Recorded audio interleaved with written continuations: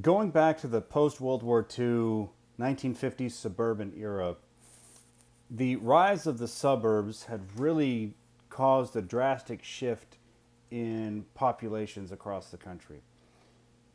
Over the course of the next few decades, leading on into the late 70s and very early 1980s, the idea of people leaving their older regions, the Northeast in particular, really took hold.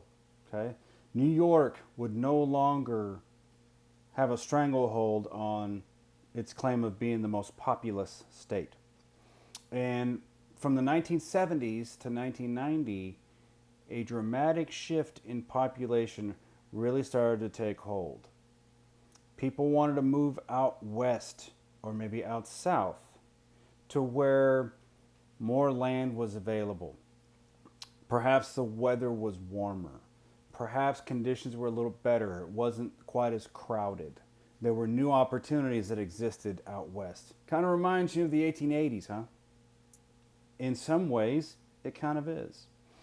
In the suburban era, you had a number of people who wanted to move out west, and they fought against the federal government to relinquish control over federally owned lands unto states. And the idea of states' rights and local and state authorities having more control over people's lives than the federal government begins to rear its head again. In our Civil War days, people fought for states' rights. Basically, they were fighting for the right to maintain slavery. In the 1970s, people recognized states' rights as being the idea for having more control over their local lives. This time, no slavery. Okay? So from that standpoint, the federal government was seen as being an overstepper, if you will, onto people's lives. Relinquish lands and control to where people can have access out west. So populations would swell in the south and in the southwest. And if you look at California, Texas, Arizona, New Mexico, and Florida, you'll see populations from the 1970s to 1990s drastically increase. We're in the Dallas-Fort Worth area. We're in North Dallas. Okay. If you've noticed that traffic gets continually worse every year here in the Metroplex, that's not an accident. In the 2000 teens, from 2010 to 2020, an estimated 150,000 people would make their way in residence of the Dallas-Fort Worth area. So, every year, the DFW area is growing by 150,000 people. There are now over 7 million people that live in the Dallas-Fort Worth Metroplex. That's a lot. Okay? Where I currently live in Allen, we have over 100,000 people that live here. This is a really nice community. It's comfortable. Schools are good. Crime rate's low. People are educated. This is a middle to upper middle socioeconomic area. This is a good area, but it's in Collin County. It's in a suburb. We're 23 miles north of downtown Dallas here in Allen. Okay? Suburbs like Allen, Texas, and like Richardson in North Dallas, where Richland College is, continue to grow. People are leaving their urban situations and they're moving continuously to suburbs because there's more land available, especially out west. They're moving to suburbs to escape some of the urban strife. They're looking for new land, new homes. Maybe they want to associate with people of a similar socioeconomic status or perhaps racial status. Okay? So they want to maybe perhaps escape rising crime rates in various different urban settings, and they're moving to suburbs around Los Angeles, Dallas, or maybe Phoenix, any place along those lines. Arizona has grown tremendously in the last 30, 40, 50 years. Okay? Florida, that's tremendously grown. Texas, of course, it's obvious. And that's changing the landscape. As people are moving from the Northeast and they're going south and southwest, that is draining a lot of the stranglehold of power that the Northeast has from a political standpoint. You have fewer people that are able to raise your voice. And in the South and Southwest, you have more influence, you have more people, and based upon representation in Congress, the House of Representatives in particular, the more people you have in your state, the more representatives they're going to have to represent you.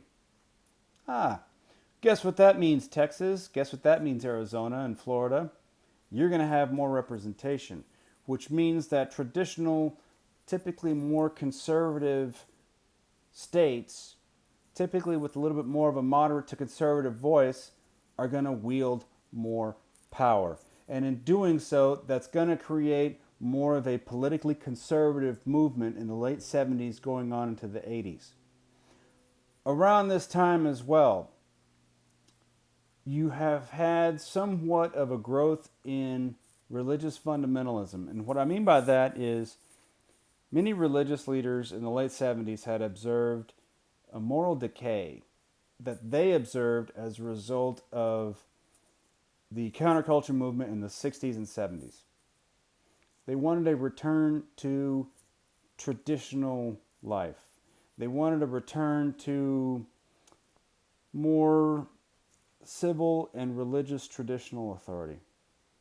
Okay, they saw that real strong decay and lack of spirituality and spiritual experiences from the 1960s.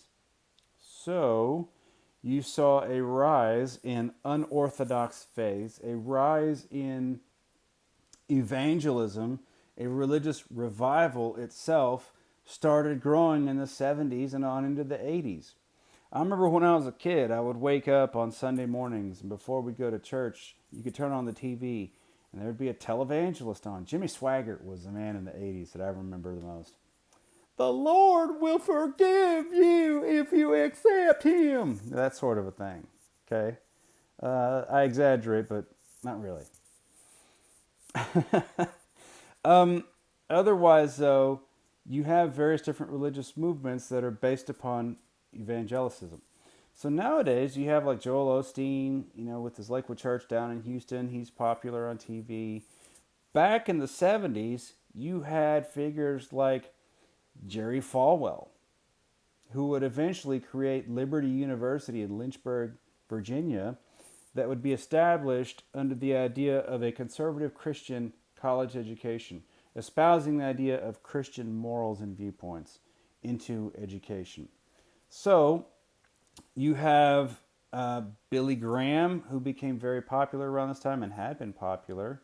Oral Roberts, who has Oral Roberts University in Tulsa, Oklahoma, as religious leaders that are directly influencing American society, and thereby creating a religious revival that had been deemed as being lacking really since the end of World War II, but especially after the onslaught of the counterculture movement of the 1960s. So you have a Christian right movement that's coming up at a time where southern states and in the Southwest, not only do you have more of a Christian revival, but now you also have more political influence because there are more people where those revivals are. So you have a confluence of conservative movements with the Christian right and the general overall conservative political growth, sending a message in the 70s on into the 80s that's going to wield a significant amount of political power. The Christian right would really begin wielding its political power via a Christian coalition in the 1980s that would oppose abortion, would oppose divorce, it opposed homosexuality, but it also wanted America to have free trade and free economic prosperity, unrestricted economic enterprise. It also wanted America to have a strong place in the world. These Christian right values are pretty strong still to this day, but they really especially gained steam in the late 70s and early 1980s. The Christian coalition, the strong Christian values would emerge a new political right. And on top of that, you also had others coming out, like Mormons, for example. Mormons had often laid back in political discussions or whatnot, but in the 70s and 80s, Mormons would start to wield their political influence, and it was very typically a conservative influence. So much so that now you have Mormons in office in many different states all across the country. Mitt Romney in 2012 ran as the Republican nominee for president, and he lost his election to Barack Obama, but it was reasonably close. So Mormons start to wield their power from a political standpoint. And that's kind of the overall. The Catholic Church in the 1970s began to make a little bit more political forays. The Catholic Church typically deems itself to be the champions of compassion and giving and forgiveness. They want to have compassion and empathy for others. Those are big hallmarks of the Catholic Church. But they all saw a lot of decay from the 1960s, and the Catholic Church wanted to restore some of its traditional value. And it often aligned itself with many of these conservative movements, like the pro-life movement. The traditional values in that right to life movement resonated with evangelicals. So Protestants and Catholics have had a contentious relationship, they're dating back several centuries, but they all fundamentally believe in the very same ultimate thing, with the acceptance of Jesus Christ as Lord and Savior and Son of God. But also, evangelicals and Catholics largely believed in the pro-life movement. That's going to unify a lot of people who have otherwise different ways of practicing their Christian beliefs. Okay? So the Catholic Church, even though you obviously have quite a number of liberal Catholics, and the Catholic Church would have other liberal stances elsewhere, the Catholic Church started making its foray into politics from a little bit more of a conservative stance this time. So, what you have here is a rise of a conservative Christian coalition, the Christian right. The rise of states in a conservative movement because you have a rise of the suburbs, people leaving northeastern states to come to the Sunbelt. They're coming to where the weather's nice, it's warmer, you don't have harsh winters. You have sunny days, weather's great. Arizona, it might be a little hot, but typically you can rely on it. Florida, sunshine state. Texas, weather's good here, although it's inconsistent. And the economy's good. Come to Texas, son. Rise of the Sunbelt, the rise of the Christian right.